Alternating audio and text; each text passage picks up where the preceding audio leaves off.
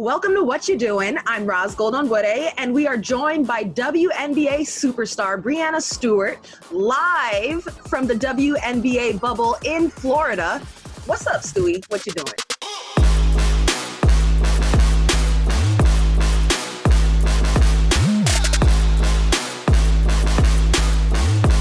Black eye and all? What's Yeah, so I got elbowed the day before we had our pictures. So of course, fitted, come back to the league type of thing.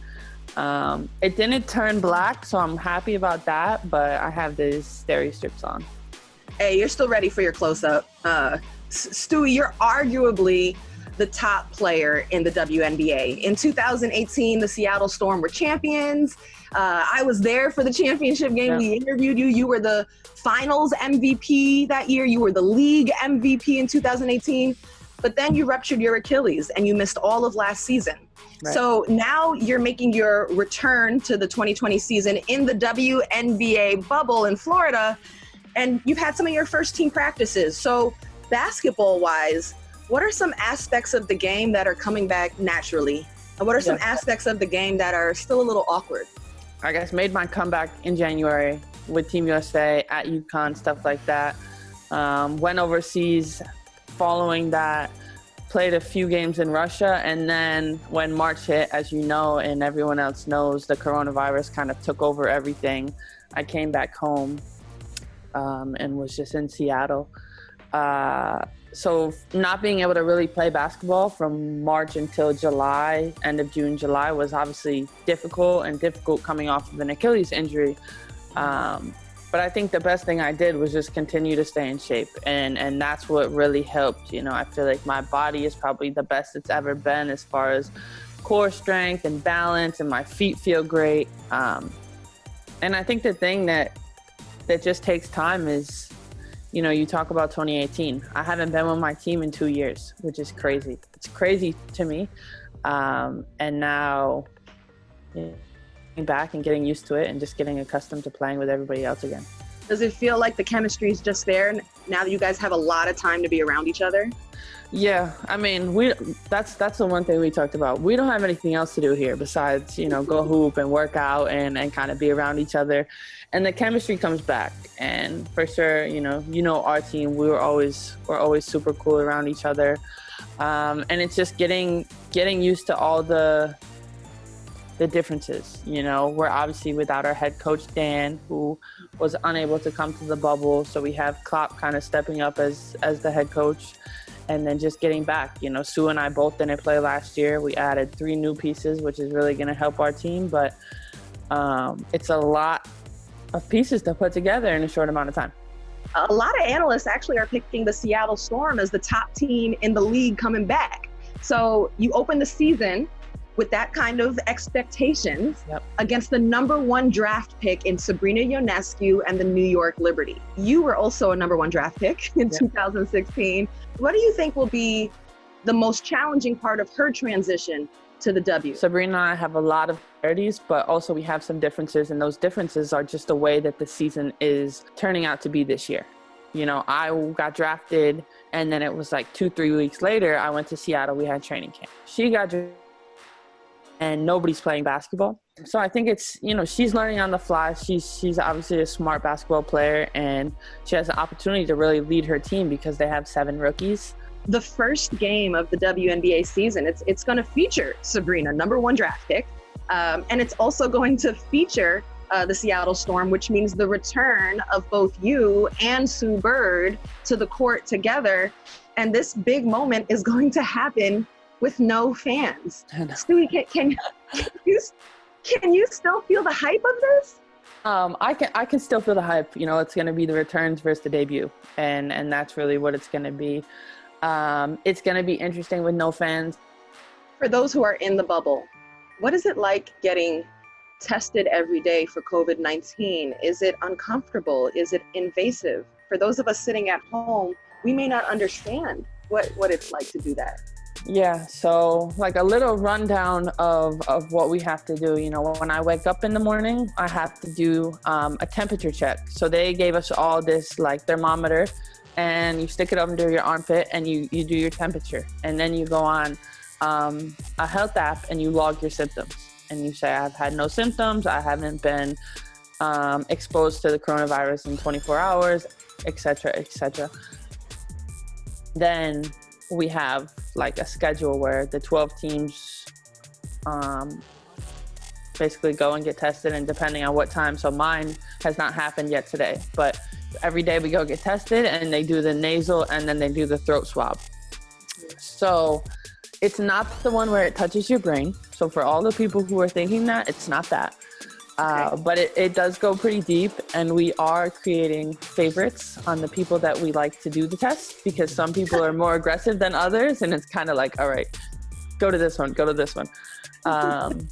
But it's crazy. You know, I was tested obviously 3 times before coming into the bubble, and then 1 time earlier in June, and now since July 6th I've been tested every day. You and Sue both didn't play last season. You're making a grand return July 25th. WNBA starts up. I have learned you never doubt Sue Bird. But for those wondering, Sue Bird is 39 years old. And as them years stack up every year, it's a little different, Stewie. You're still 25. You're young. You haven't even learned about what them 30s is like. But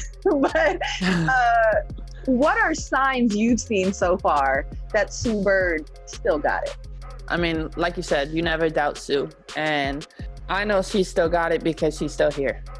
And she knows her body better than anybody else. And she takes care of her body better than she's making sure that she's continuing to be at her best, and be at her best for herself, but also for us, for the team, and knowing that do what she can to help us. And she looks great. You know, I think she's 39, she'll be 40 in October, and I think she needs to kind of steal a page out of Jamal Crawford's book and say, I turned 20 twice. Stewie, we get it. You're excellent. We get it. We're talking to a 4-time NCAA champion with UConn, a 4-time NCAA tournament most outstanding player, a 3-time national player of the year. You were the #1 draft pick. You were also the rookie of the year. You're a WNBA champion. You're a league MVP. You were the finals MVP. If we go overseas, you were the EuroLeague MVP. You've been a FIBA Cup MVP. At the highest level, you're an Olympic gold medalist. Oh, and you're only 25. Whew, I'm out of breath. But Stewie, what are some things that Stewie is not good at? In my normal life. There's levels to this. That is such a flex right there. Yeah, in your normal life, Stewie. I don't know. Dang, you're good at everything. I'm not super artsy. I don't know. Can you sing? No, I can't sing. There's another one. Nope, no singing. I know you're on beat on the court. Can you dance though? I don't dance either. So there's that. So, Stewie, I want to make sure to give you your props on this and also touch on this because it's important. The WNBA continues to step up to answer the call for change. And you're only 25, but you've already used your platforms to speak up on a number of things. Black Lives Matter, LGBTQ issues, the Me Too movement. Stewie, you've even stepped up and been at the forefront of talking about family planning and different techniques for women. You are absolutely an ally. And you are a player in a WNBA, in a league that is 80% Black. What is it like to be a white woman in a league that is very majority, predominantly Black? I mean, I think the thing is to be white in a league that's predominantly Black. You know, we know, like you said, the WNBA has always been at the forefront of fighting for equality and social justice and things like that. And I think, you know, I know that my platform has been brought to me because of the basketball player that I continue to be and build on and stuff like that. And that's where I really am able to have a voice. But I think to be in this league, to be an ally, to the Black community, to my teammates, to the people on our staff and beyond. It's just something it's what's right. I mean, it's important to me. I feel like our world, our country needs to continue to kind of get with the times. You know, we need to create that change and create a change that lasts. And I think we're doing a lot of things in the right direction. You know, you see what's been going on, especially these past few months, from the things that have blown up on social media, whether it's George Floyd or Breanna Taylor, or unfortunately the list can go on and on and on. But continuing to kind of, and continuing to educate myself, continuing to be a voice for the voiceless, really make the world a better place. I mean, obviously I want to be the best basketball player I can be, but it's selfish of me if I don't try to do more than just be a great basketball player. And really the entire focus of this season is going to be dedicated to Black Lives Matter and social justice and putting an end to racism. And I think that, you know, we have a lot that we want to do, and you're going to see us wear the t-shirts, and I have custom shoes and stuff like that, but we're going to try and put some action into play in creating long-lasting change.